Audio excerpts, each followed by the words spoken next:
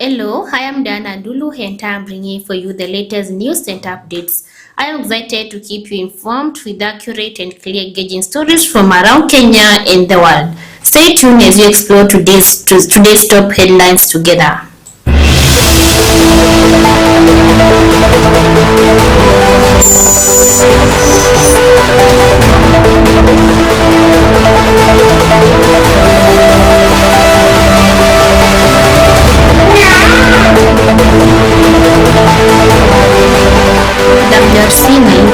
Ya Busia.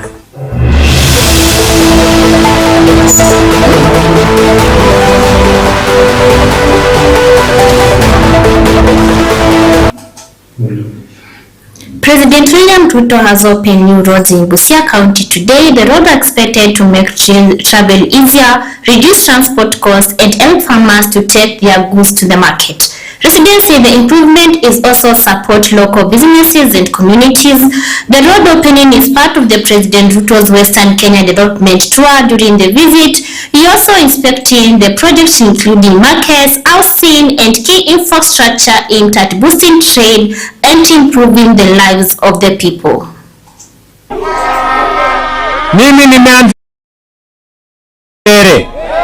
kwenda Okados iende mpaka ifike Sio Port, na Jumamosi Wednesday, siku baada ya kesho, mimi narudi tena Busia kuanzisha barabara ya kutoka Matayos iende Nangina, iende mpaka ishike na Ring Road, ya kutoka Butula kuja na Mbale ipite hapa iende Amukura, iende mpaka Amagoro, kilomita 40, ndio tuunganishe hii Busia. Ubaguzi ya zamani tuondoe kabisa. Busia hoye! Busia hoye! Munasema tuendelee tusiendelee? Tuendelee tusiendelee? Sikizeni wangwana wa Busia, ile pesa tumeweka hii Busia ya mambo ya masoko, ya affordable housing, ya kujenga hostels ya vijana wetu ni bilioni 15, bilioni 17 to be exact. Nyinyi mnanielewa? Tunajenga soko 15 mpya hapa Busia. Nyinyi mnanielewa? Tunajenga hostels ya vijana 5,000 hapa Busia. Tunajenga manyumba 6,700 hapa Mumias. Saa hizi nikitoka hapa naenda kuanzisha ujenzi wa nyumba affordable housing hapa Nasewa, nyumba 2,000. Tumetoa pesa ya serikali shilingi bilioni 4 kujenga hizo manyumba. Busia hoye! Busia hoye! Hapa special economic zone tuko na vijana wanafanya kazi. Pale County Aggregation and Industrial Park tuko na vijana wanafanya kazi. Masoko yetu iko vijana wanafanya kazi. Hostels iko vijana wanafanya kazi. Housing iko vijana wanafanya kazi. Kwa sababu tulisema wakati tunapanga Kenya, lazima tupange hawa vijana na ajira jameni. Vijana hoye! Vijana hoye! Mnasema tuendelee? Mnasema tuendelee? Na ndio mimi nawaambia wa Kenya, nikisimama hapa Busia, Kenya hii tunabadilisha. Na Kenya hii tunabadilisha kwa miradi na mipango ya maendeleo. Hatutaki fitina.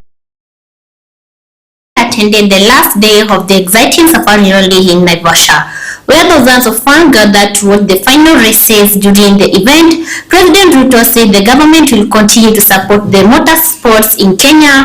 He promised that country will provide more funds to prepare for the World Rally Championship in 2027.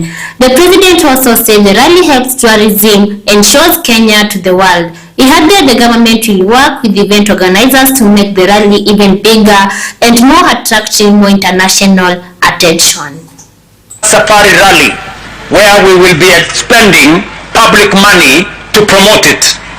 From next year, this event will be fully funded, fully supported by the private sector. This This year's rally marked an important new chapter. The ceremonial starts and the Kasarani Super Special in Nairobi were replaced by a focused Naivasha-only itinerary.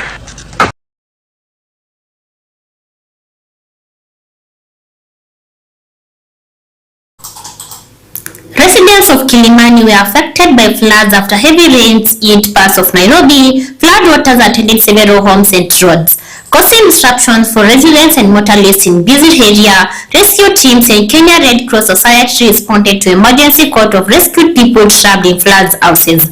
Authorities have warned residents in no-lane areas to remain cautious as heavy rains continue in the city.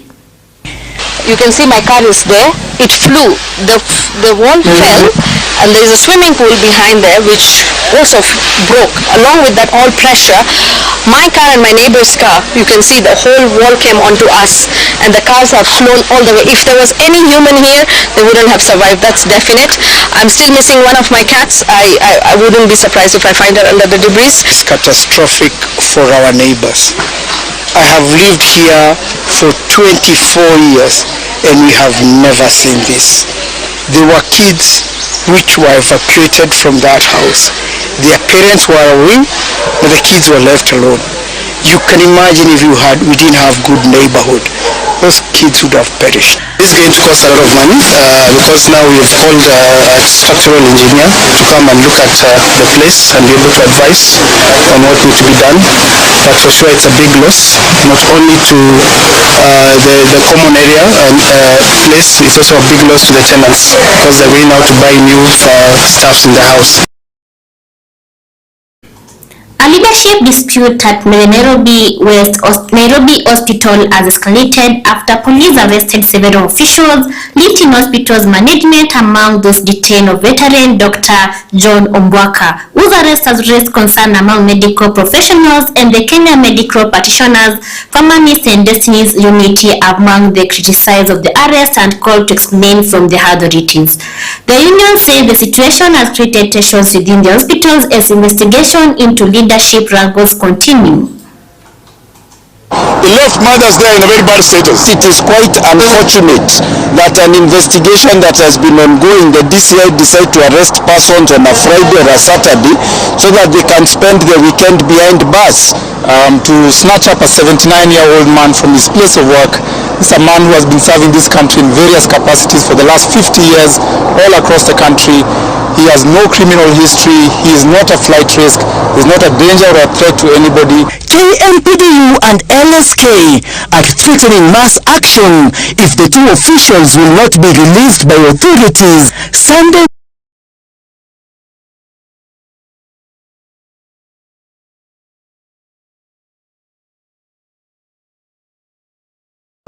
Otherwise, we're going to ask every doctor that you are not safe in your clinics tomorrow. You are not safe at your place of work, and we must stand against an injustice. The Law Society of Kenya and us lawyers, we are going to take action against any officer who is found to be liable for this kind of actions that constitute promotion of impunity in our country.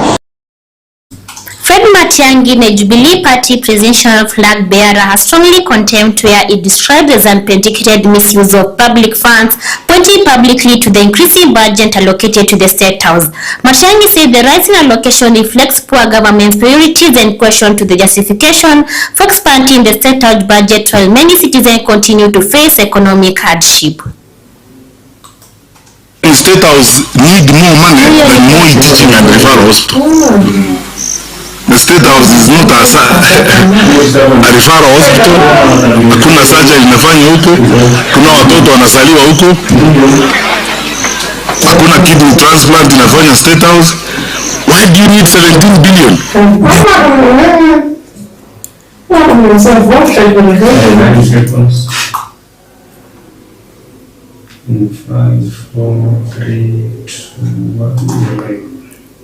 Former cabinet ministers vote to fight for this 27-acre property following a vacation from Karen. The dispute has drawn heavy security presence and dozens of police officers kept outside these premises day and night. Tuju says that he'll change the vacations in court, insisting he will not give up on the contesting property. The standoffs continue to the legal and ownership battles over the land remain unsolved.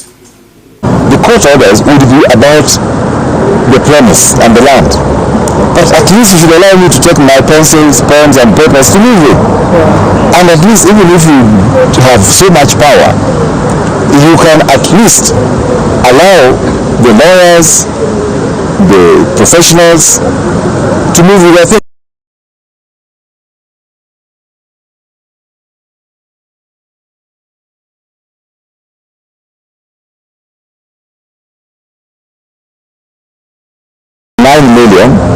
Then they refused to pay the balance of the loan. They actually breached the contract. After breaching the contract, I said, okay, let me return you your money. I offered 10 million. So they said, no, you have to pay 12. Before I knew it, they had gone to a court in England and got judgment against me. And now they are claiming for 16 million. Then it went to 18. Then it went to 25 million. US dollars. They went to 32, those figures. Kenya as a country has got debts to the tune of over 12 trillion shillings. It's not criminal for any businessman to have a debt, leave alone Raphael Tuju. Commercial debts are sorted out, disputes arising from commercial debts are sorted out within the confines of civil procedure law. So what business do the police have to come and raid a private facility in the way? Nairobi Governor Johnson Sakaja has asked city officials to make 48-hour plan to deal with flooding, broken drainage and damaged road and bridges. He gave the order after meeting the national government agencies of the city hall. The plan will show which drains are blocked, which roads and bridges shall need to repair. Who will do work of that such course of National Agency of Jaika Hair Care and the officials. I feel the damages of the streets and the key areas. Heavy rains and flooding have caused problem in many parts of Nairobi.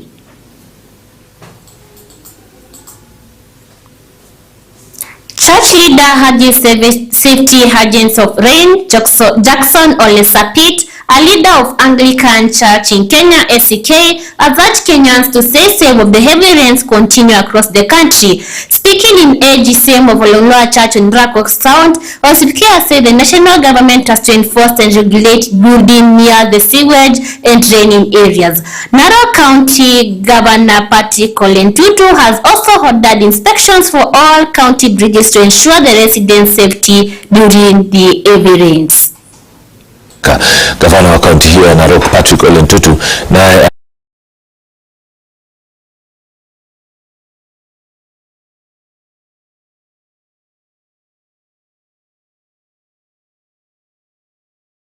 serikali ikisema tuondoke hapo, tuondoke kwa sababu serikali wasiposema tuondoke, maji itakuja kusema tuondoke na pengine itapita na sisi. Na tunataka kuwaomba nyinyi wakaaji wa Narok na wakaaji wa Kenya kwa jumla ya kwamba tuwe waangalifu, hasa unapoona imekuwa usiku na kuna mto fulani ambayo lazima upite.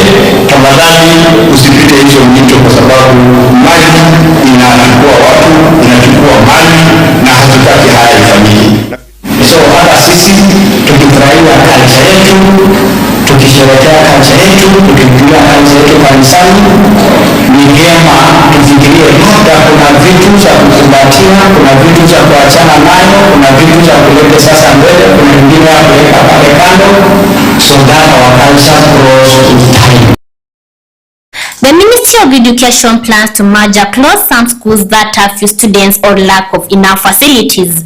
Professor Julius Bitok, a secretary in the ministry, said the move will help improve effectiveness and competence of basic education CBC curriculum. He added that it will ensure those schools get enough resources for the better learning of the students. And equipping of the laboratory is yet to be done.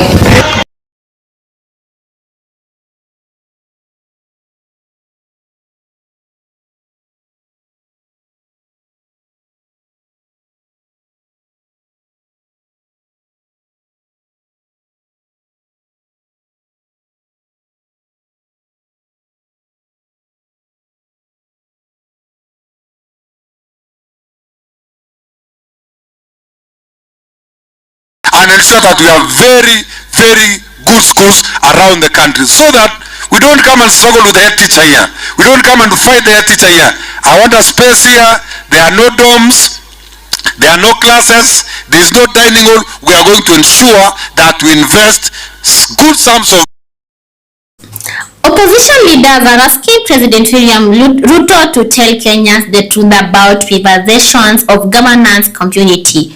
They claim that William Ruto benefit personally from the sale of those public enterprises. Speaking in Murang'a County, leaders Kalonzo Musyoka, Rigathi Gachagua, and William Momwalwa did not provide evidence to support their claims. However, they linked the president to the sum of the sales of the public companies. Ni yake. Na ndio aliua ile hospitali ya Mishra, ndio yake ivume. Ameingia biashara ya insurance. The police insurance scheme ni yake. Ametoka hapo amechukua e-Citizen. Ako na 80% shares ya e-Citizen. Ametoka hapo mambo ya hospitality, mahoteli. That's all we have for today on Top Stories. We will continue to bring you the latest updates as we upload you. Thank you for staying with us, and my name is Diana Ndulu, and this is Top Prime Media.